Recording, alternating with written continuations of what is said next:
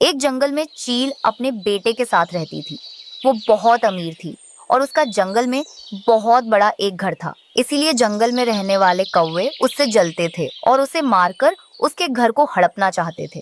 कालू जी, मैं कितनी बार आपसे कह चुकी हूँ कि मुझे उस चील का घर चाहिए। उसका घर कितना अच्छा है। आप कैसे भी उस चील को मार दीजिए, फिर हम उसके घर पर कब्जा कर लेंगे। गोरी, मैं अभी जा रहा हूँ। आज कैसे भी करके उस चील को मैं मार दूंगा। कालू जी, आप दूर से ही उस चील को मार देना। अगर आप पास जाओगे तो वो चील आपको मार देगी। एक दिन वो चील अपने घर के बाहर आती है, तभी वहाँ एक चिट्ठी थी। मैं तुम्हारा दुश्मन हूँ और मैं तुम्हें और तुम्हारे बेटे को मारना चाहता हूँ। मैं तुम्हें और तुम्हारे बेटे को मारकर तुम्हारे बड़े से घर पर कब्जा करना चाहता हूँ और यही मेरा सपना है। ना जाने मेरा दुश्मन कौन है जो एक घर के लिए मुझे और मेरे बेटे को मारना चाहता है। ये कहकर वो चील घर के अंदर आती है और अपने बेटे से कहती है, मेरे बेटे, मैं भोजन लेने जा रही हूँ। तुम घर में ही रहना। कोई आए तो दरवाजा मत खोलना। अंदर से दरवाजा अच्छे से बंद कर लेना। मैं जल्दी आ जाऊंगी भोजन लेकर। ये कहकर चील भोजन लेने चली जाती है। मुझे आज इस चील को कैसे भी करके मारना होगा। इसे मारकर मैं इसके बड़े से घर पर कब्जा कर लूंगा और इसके बेटे को मारना तो मेरे बाएं हाथ का खेल है। कालू कौवा चील को देखकर अपना निशाना लगाता है और तीर सीधा चील को लग जाता है। चील नीचे गिर जाती है। उसका बहुत ज्यादा खून बहने लगता है। बचाओ, मुझे कोई बचाओ। मेरी कोई मदद करो। वाह, क्या निशाना लगाया है मैंने। मजा ही आ गया। चील तो एक ही वार में गिर गई। चील की आवाज सुनकर रानू चिड़िया वहां भागी भागी आती है। ये क्या हुआ चील बहन, तुम्हें तीर कैसे लग गया? चिंता मत करो, मैं अब भी जाकर डॉक्टर को बुलाकर लाती हूँ। नहीं चिड़िया, रहने दो। अब कुछ नहीं हो सकता। पूरे जंगल में सिर्फ तुम ही हो जो अच्छी और रहमदिल हो। बाकी पक्षी तो मुझे मारना चाहते हैं ताकि मेरे घर पर कब्जा कर सकें। अरे बाप रे, ये कैसे हो सकता है? कौन है वो लालची पक्षी? रानू, मेरी बात सुनो। अब मैं नहीं बच पाऊंगी। तुम मुझसे वादा करो कि मेरे जाने के बाद मेरे बेटे का ध्यान रखोगी। उसे जालिम पक्षियों से बचाकर रखना। मैं अपनी जिम्मेदारी तुम्हें सौंप रही हूँ। मेरा घर भी अब तुम्हारा है। तुम मेरे बेटे के साथ वहीं रहना। ये कहकर चील की आंखें बंद हो जाती हैं और वो मर जाती है। हे भगवान, ये क्या हो गया? अब मैं घर जाकर उसके छोटे बेटे को क्या कहूंगी? ये कहकर रानू चील के घर की ओर जाती है। मेरी मम्मा कहाँ है? आप कौन हो? बताओ, मम्मा कहाँ है मेरी? मम्मा, मम्मा। बेटे, चिंता मत करो। आज से मैं ही तुम्हारी मम्मा हूँ। तुम्हारी सगी मम्मा अब इस दुनिया में नहीं रही। वैसे भी मेरी कोई संतान नहीं है, इसलिए आज से तुम मेरे बेटे हो। मैं तुम्हें पालूंगी और तुम्हारे साथ रहूंगी। मैंने इतनी मुश्किलों से चील को मारा था ताकि उसके घर में आराम से रह सकूं। लेकिन ये रानू चिड़िया यहाँ क्यों आ गई? कालू कौवा वहां से चला जाता है। फिर कालू कौवा गोरी को सारी बात बताता है। गौरी, मैं इतनी मेहनत से उस चील को मारा है, लेकिन वो छोटी चिड़िया आकर अब उस चील के घर में रह रही है। कालू जी, जाइए, उस चिड़िया को डरा धमकाकर घर से बाहर निकाल दीजिए। फिर कालू कौवा चिड़िया को डराने उसके पास आता है। चिड़िया, तुम इस घर से चली जाओ। मैंने कितनी मुश्किल से मारा है उस चील को इस घर के लिए। क्या दुष्ट कौवे, तुमने चील बहन को मारा है? ऐसे कैसे हो सकता है? हाँ, मैंने ही मारा है उस चील को। दुष्ट कौवे, तुम उसके बेटे को मारकर उसका घर छीनना चाहते हो। मैं सारे पक्षियों को तुम्हारे इस हरकतों के बारे में बता दूंगी। फिर सब पक्षियां तुम्हें इस जंगल से मार मार कर भगा देंगे। चुपचाप यहाँ से चले जाओ।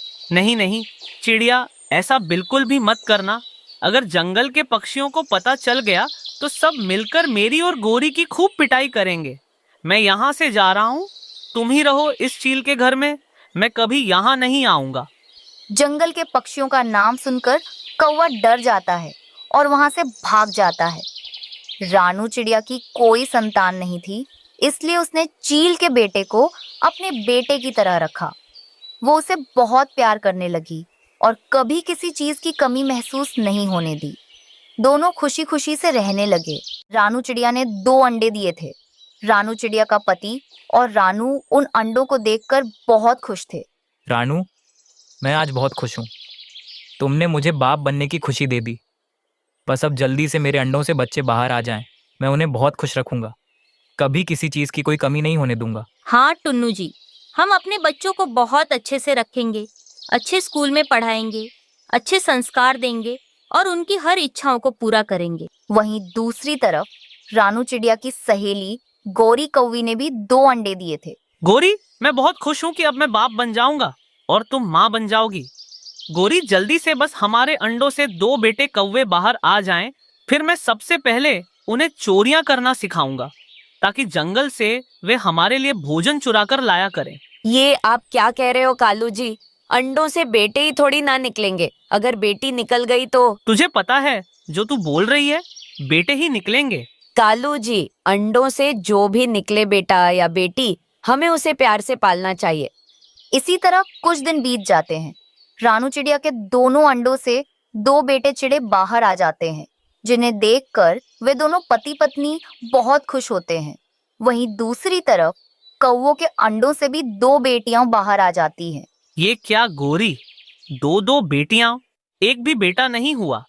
मैं तो इन्हें खिलाते खिलाते ही मर जाऊंगा और फिर इनकी शादी के लिए दहेज भी इकट्ठा करना पड़ेगा। देखो कालू जी, अब मेरी बेटियों को कुछ मत बोलो। ये तो ऊपर वाले की देन है, जो भगवान देंगे हमें वही लेना पड़ेगा। और वैसे भी मैं अपनी बेटियों को देखकर बहुत खुश हूँ। हाँ, तू ही तो खुश है, मैं खुश नहीं हूँ। मन तो कर रहा है कि इन दोनों को उठाकर बाहर फेंक दूं। खबरदार कालू जी, अगर तुमने मेरी बेटियों को पंख भी लगाया तो मैं तुम्हारे पंख तोड़कर तुम्हें सबक सिखा दूंगी। गौरी, अपनी हद में रहो। तुम्हारी ये 2 बेटियां पैदा क्या हो गईं? तुम तो मेरा आदर करना ही भूल गए। मैं तो बहुत खुश हूँ कि 2 बेटे हो गए हैं। हाँ टुन्नू जी, लेकिन अगर एक बेटी होती तो वो बुढ़ापे में मेरा सहारा बनती, मेरी देखरेख करती। रानू, ऊपर वाले ने जो दिया है उसी में खुश रहना सीखो। बेटे दिए तो और अच्छा है, ये बुढ़ापे में हमारा सहारा बनेंगे। वे दोनों पति पत्नी एक दूसरे से बहुत प्यार करते थे और अपने बच्चों को देखकर जीते थे। जंगल में रात हो जाती है। कालू जी, जाओ दोनों बच्चों के लिए भोजन ले आओ। मेरी दोनों बेटियां बहुत भूखी हैं। अगर यही बेटे होते तो मैं इनके लिए कब का भोजन ले आता और इन्हें चोरी करना भी सिखा देता। लेकिन बेटियां हैं, इन्हें क्या सिखाऊं? जो कुछ भी ऊपर वाले ने दिया है वही सही किया। अगर बेटे होते तो तुम उन्हें चोर बनाते, फिर वे चोरियां करते और जंगल के पक्षियों को तंग करते। इसलिए अच्छा ही हुआ कि बेटियां हुई हैं। गोरी, जरा तमीज से बात करो। बेटियां हुई तो क्या अच्छा हुआ, बेटे होते तब अच्छा होता। अब तुम देखना, अगली बार जब तुम अंडे दोगी ना तो उनमें से बेटे निकलेंगे। तभी गौरी की बेटी कहती है, मम्मा मम्मा, हमें भोजन दो, हमें बहुत भूख लगी है, हमें कुछ खाने के लिए दो। मैं क्या करूं मेरी प्यारी बेटियों, तुम दोनों भूखी हो, लेकिन तुम्हारे बाप को कोई फर्क नहीं पड़ता। देखो, वो तो आराम से बैठा है, लेकिन तुम्हारे लिए भोजन नहीं ला रहा। लेकिन मम्मा, हमें तो बहुत भूख लगी है, आप हमें कुछ तो खाने के लिए दे दो, नहीं तो हम भूख से मर जाएंगी। गौरी की दोनों बेटियां भूख की वजह से चिल्ला रही थीं। कालू कौवा ये सब देखकर बहुत ज्यादा गुस्सा हो जाता है और वो गौरी को और उसकी दोनों बेटियों को घर से निकाल देता है। ये तुम बिल्कुल भी अच्छा नहीं कर रहे हो, मेरी बेटियों पर इस तरह अन्याय कर रहे हो। बेटियां हुई क्या हुआ, देखना बड़े होकर ये मेरा सहारा बनेंगी और तुम्हारे तरफ देखेंगी भी नहीं।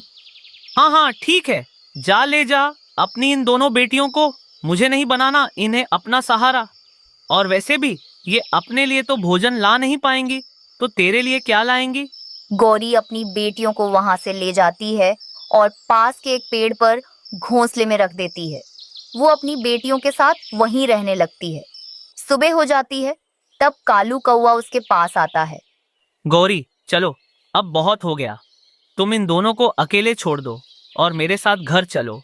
ये दोनों अकेले रह लेंगी और अपने लिए भोजन वगैरह भी ले आएंगी। तुम यहाँ मत रहो इनके साथ।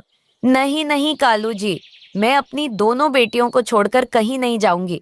मैंने तुम्हें पहले ही बता दिया है, तुम जाओ यहाँ से। गौरी, अगर तुम्हें नहीं जाना तो रहने दो, फिर मैं तो जा रहा हूँ। और हाँ, अब दोबारा कभी आना भी मत मेरे घर पे।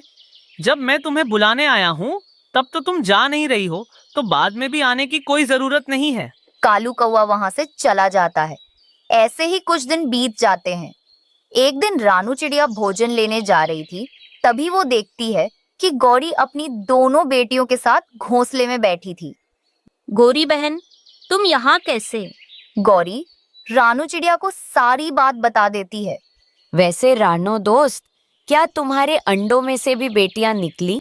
वैसे तो मेरे दोनों अंडों में से बेटे निकले हैं, लेकिन मुझे बेटी चाहिए थी। गौरी, ये कालू ने तुम्हारे साथ अच्छा नहीं किया, लेकिन तुम चिंता मत करो। तुम मेरी दोस्त हो, मैं तुम्हारी मदद करूंगी।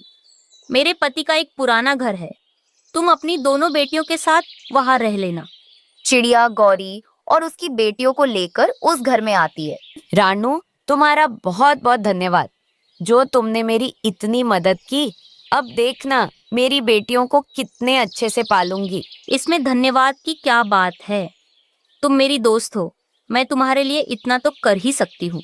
रानू वहां से चली जाती है और फिर गौरी अपनी दोनों बेटियों के साथ उस घर में खुशी खुशी